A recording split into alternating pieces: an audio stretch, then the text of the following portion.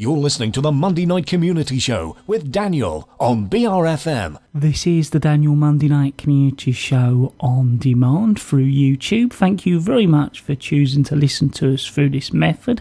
If you'd like to keep up to date with when I add new interviews, then subscribe to this channel. Firstly, thank you very much for joining us. I was hoping you could introduce yourself and then tell us a little bit about yourself as an artist as well.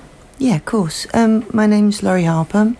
I live in Minster. I've lived here nearly all my life, and I take my environment really as my inspiration.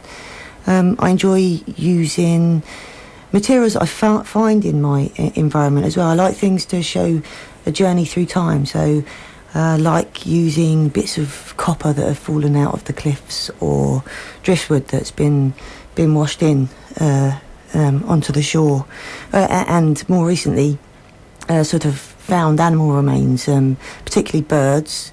Once they've rotted down, they leave the skeleton behind, and I've been using those bits and pieces in my work really.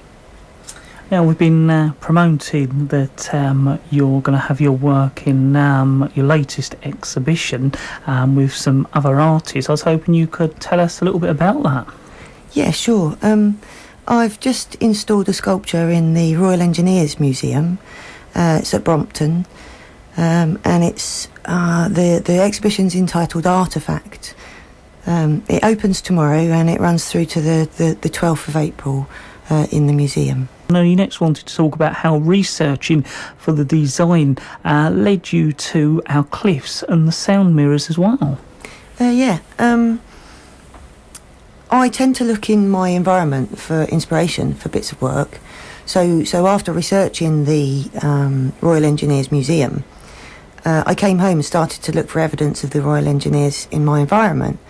I'd always known of the gun emplacements that are at Walden Bay. There's quite a spectacular kind of cube, really, sitting on the beach at a strange angle kind of thing. So I went up to visit that and walked past a piece of concrete that I've walked past dozens of times before, but never really absorbed for some reason. And this time when I looked at it, the way the sun shone on it really made the sort of concaved semicircle stand out on it. So I sort of stopped and looked at it, took some photographs and thought, well, it doesn't look like the gun emplacement, and it's much further away from there. There's no way the tide had brought that along. So I went off and had a bit of a research on that, and found out that it's a sound mirror that used to be on the cliffs at Walden Springs Caravan Park. It used to actually sit on the cliffs. I've seen some photographs where it was on the cliffs, I think right up until sort of the late 80s. It was sitting on the top of the cliffs, and it's been crumbled away, the cliffs have, and it's ended up on the beach, and the top half of it has broken up, and the bottom half of it is sitting looking most spectacular on the beach. Yeah, they're pretty amazing. I watched a documentary on them and found out a lot about them, but I always think concrete looks nice when it's on the seafront, because you've got that sort of natural environment, but it's very raw environment, especially when the light shines on it, as you said. It's nice. Yeah, it's got a lovely texture to it as well, because it's covered in seaweed, and that sort of has softened some of the harder elements of the concrete as well. But I also went off and visited. I lived at Eastchurch as a child, so I went off and visited some of the pillboxes that I had played on as a child, and read lots of things online. For example, I wasn't aware that some of the Royal Engineers were stationed here in the Second World War. They had been drafted in were taken out on boats from Sheerness, were shipped round to the north coast of Sheppey, where there were some of the massive concrete structures that made the Mulberry Harbour for the D-Day landings. And the Royal Engineers were going around there and pumping out these concrete structures to keep them afloat, ready to take them off to create the Mulberry Harbour. So there's loads of interesting facts that came out of looking for the Royal Engineers on Sheppey. like a lot of sheppey's history, is kind of a bit hidden and not really talked about as and promoted as much as sheppey could, really. You talk a little bit about the history and sort of your passions, but I know there was a bit more you wanted to quickly cover. Yeah, I just wanted to sort of draw attention to, in particular, 3 Facebook pages which have been great for uncovering some of the history of sheppey. One of them's the Sheppey History page, which is a really active Facebook page with lots of really informed people posting up loads of things about sheppey's history. The Defence of Swale project, they're particularly looking at our fortifications, really, alongside the Kent Fortifications Facebook page. Locally, the Bluetown Heritage Centre has a barbed wire island exhibition on currently, and there's always Minster Museum Gatehouse that has lots of information and artefacts from the war as well. So we were talking about your exhibition. I was just wondering if you can let our listeners and refresh them where the exhibition is. Yeah, the exhibition's going to be at the Royal Engineers Museum, Archive and Library. It's at Brompton, and I'm showing alongside 3 other artists, Malcolm Atride, who's a mixed media artist, Vicky Heyman, who's made some steel wall-mounted sculpture, and Marissa Marden, who's put together an acrylic painting. And, I know who's next going to talk a little bit about the Kent Artists Network. Yeah, this network is, again, a Facebook page. It was set up by Gilly Holder and is now run by Vicky Heyman. And very quickly it brought together 442 members at present, artists around Kent. It gives a focal point for people to connect, ask questions of each other, and Vicky Heyman is very good at putting together exhibitions. In I think it was November last year, she put together the 4 Elements exhibition. It was an open submission exhibition, and it was held at the What If Gallery in Dartford. She's responsible for putting this Artefact exhibition together at the Royal Engineers, and she's brought together myself, Malcolm, Marissa and her, Vicky. And her and Duncan are Duncan Grant. He's another artist from Kent. I think he comes from the Dartford area. He had the idea of putting together a pack of cards, each card being designed by a different artist in their own style, to create a really unique pack of cards.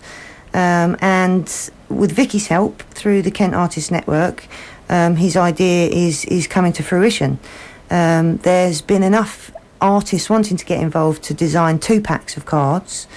The proceeds from the cards will be going to 3 charities: to Headway, which is for injuries to the head, to Artefact, which is a Gravesend autism support group, and to Art Inclusive, which is a programme that tries to help people that are at risk from social exclusion to take up creative art and motivational workshops. So the proceeds from the cards are going to 3 very worthy charities. You can look at the website, the Kent Artists Network website, which is kentartistnetwork.wix.com. You can look at the Kent Artists Network Facebook page, or you can even come along to, there's 2 exhibitions that are going to come out of the Hand of Artists playing cards project. They're going to be, one is going to be at Nucleus Arts at Chatham from the 4th to the 8th of July, and another one of them's going to be at St Andrew's Arts Centre at Gravesend on August the 1st and 2nd, with a possible exhibition in Margate slightly later on in the year. I know you also wanted to talk about your involvement in the Rose Street Cottage Museum. I wanted to mention Rose Street Cottage Museum. I become involved with it through the Promenade. The Promenade have recently been handed over the museum. They are going to try to create a point of interest in Sheerness that involves living history, showcases some of the artefacts that have been handed in and donated to the museum, and also to try to afford a space to some of the professional quality art that's created on Sheppey that doesn't really have a home. The Promenade is a festival that goes on all over Sheppey and covers all sorts of art and culture events. Over the years, it's been gone on in September, but this year it's moving slightly closer to the summer, and it's going to be on the weekend of the 24th and 25th of July, throughout the following week, and then the weekend of the 1st and 2nd of August. And it's a chance for all organisations, all individuals, to showcase what they can do on Sheppey. There's going to be an open meeting in the Bluetown Heritage Centre on Tuesday the 31st of March at 7:30. You can come along and just listen to the ideas that other people have got for what they're going to put on for Promenade, or you can come along and tell us about your ideas too. Promenade will now have a base in the Rose Street Cottage Museum, and hopefully be able to really breathe some new life into the museum too. At the moment, we're talking to Laurie, local artist here on the island. We've been talking to her all about her work and also about her latest exhibition as well. And I was hoping before you go, you could just refresh our listeners with that and any useful contact details. Yeah, of course. The exhibition I'm currently involved with is called Artefact, and it's at Brompton at the Royal Engineers Museum. And it runs from tomorrow right through until the 12th of April. The other thing I should perhaps recap is the open meeting for Promenade. Come along with your ideas, come along and listen to other people's ideas on Tuesday the 31st of March at Bluetown Heritage Centre at 7:30. Well, I'd like to thank you very much for coming along this evening, update us on how you're getting on and talking all about your work in your latest exhibition as well. You're welcome. Thanks for having me, Daniel.